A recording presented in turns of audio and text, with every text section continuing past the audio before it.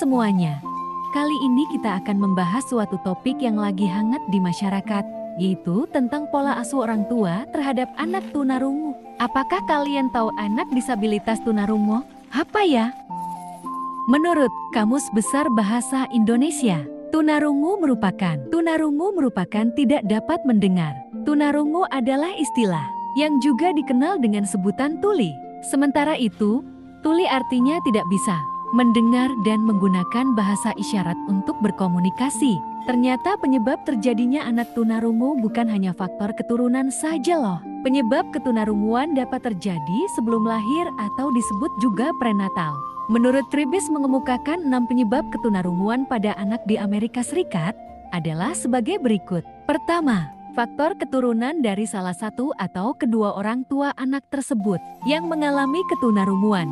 Kedua, ibu yang sedang mengandung menderita penyakit campak Jerman, rubella pada masa kandungan 3 bulan pertama akan berpengaruh buruk pada janin. Ketiga, ibu yang sedang hamil mengalami keracunan darah, toksaminia. Penyebab lainnya berasal dari luar diri anak. Salah satu tandanya apabila ada stimulasi suara anak tidak bisa merespon seperti menoleh ke asal suara tersebut. Pertama, anak mengalami infeksi pada saat dilahirkan.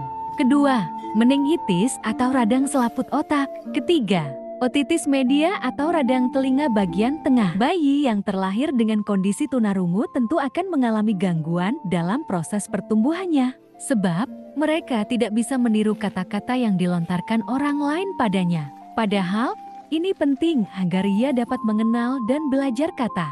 Kita sebagai orang tua bisa mendeteksi dini tunarungu pada bayi tanda dan gejala tersebut, di antaranya, bayi tidak terkejut dengan suara keras yang muncul tiba-tiba, tidak mengenali suara orang tua pada usia 3 bulan, tidak menolehkan wajah atau melihat ke arah datangnya suara pada usia 6 bulan. Bayi tidak mampu menirukan suara atau mengucapkan kata pada usia 1 tahun. Segerakanlah periksa ke dokter jika anak Anda mengalami ini untuk hasil yang maksimal. Lantas berapa banyakkah data anak tunarungu di Indonesia? Menurut data Sistem Informasi Manajemen Penyandang Disabilitas (ICMPD) dari Kementerian Sosial yang diunduh pada tanggal 8 Oktober tahun 2019, di antara penyandang disabilitas di Indonesia, sebanyak 7,03%-nya merupakan penyandang disabilitas tunarungu. Untuk mengefektifkan cara kita sebagai teman ataupun keluarga dekat kepada anak disabilitas tunarungu, ada cara efektifnya loh. Informasi dasarnya kita harus mengetahui terlebih dahulu yaitu: pertama, bertanya sebelum membantu. Kedua, jangan berasumsi. Ketiga, berikan rasa hormat. Agar saling memudahkan saat berkomunikasi, kita bisa menggunakan bahasa isyarat seperti kedua gambar ini. Pendidikan merupakan usaha manusia untuk membina kepribadian sesuai dengan nilai-nilai di masyarakat atau sebagai upaya membantu peserta didik untuk mengembangkan dan meningkatkan pengetahuan, kecakapan, nilai, sikap, dan pola tingkah laku yang berguna bagi hidup. Sekolah luar biasa adalah sebuah lembaga pendidikan formal yang melayani pendidikan bagi anak-anak berkebutuhan khusus. Sebagai lembaga pendidikan, SLB dibentuk oleh banyak unsur yang diarahkan untuk mencapai tujuan pendidikan, yang proses intinya adalah pembelajaran bagi peserta didik. Menurut Suparno 2007, sekolah luar biasa adalah pendidikan bagi peserta didik yang memiliki tingkat kesulitan dalam mengikuti proses pembelajaran karena kelainan fisik, emosional, mental, sosial, tetapi memiliki potensi kecerdasan dan bakat istimewa. Jenis-jenis sekolah luar biasa: A. Golongan A, tunanetra. B. Golongan B, tunarungu. Tunarungu adalah anak yang mengalami gangguan pendengaran dan percakapan dengan derajat pendengaran yang bervariasi.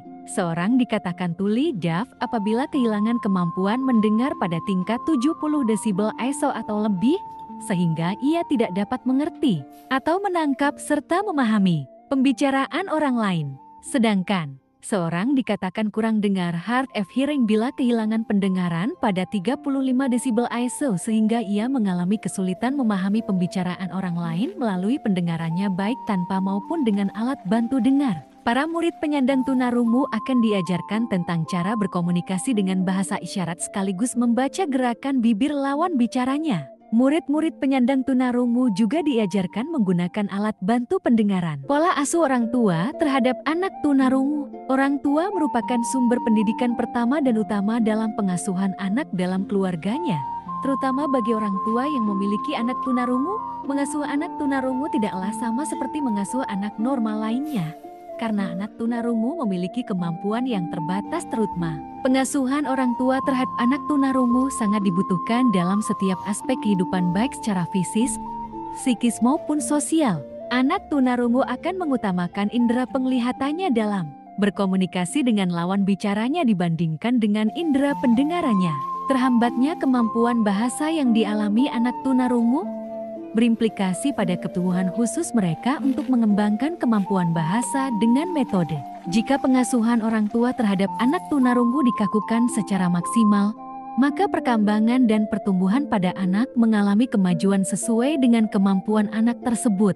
Jika pengasuhan orang tua terhadap anak tunarungu dilakukan secara kurang maksimal, maka perkembangan dan pertumbuhan pada anak menjadi terhambat atau terlambat. Berbagai macam kesulitan yang dialami orang tua dalam mengasuh anak tunarungu. Misalnya, informan pertama mengalami kesulitan komunikasi dalam mengasuh anaknya yang tunarungu. Informan kedua mengalami kesulitan ketika anak marah atau meminta sesuatu di mana apa yang diinginkan anak harus dipenuhi oleh orang tua. Informan ketiga mengatakan kesulitan dalam komunikasi serta anak susah untuk ditinggalkan di rumah tanpa penjagaan dari keluarga. Para orang tua sebagai pengasuh menyadari bahwa pada hakikatnya anak tunarungu mempunyai berbagai potensi yang dapat dikembangkan melalui pendidikan formal yang sangat berguna bagi kehidupannya di masa mendatang.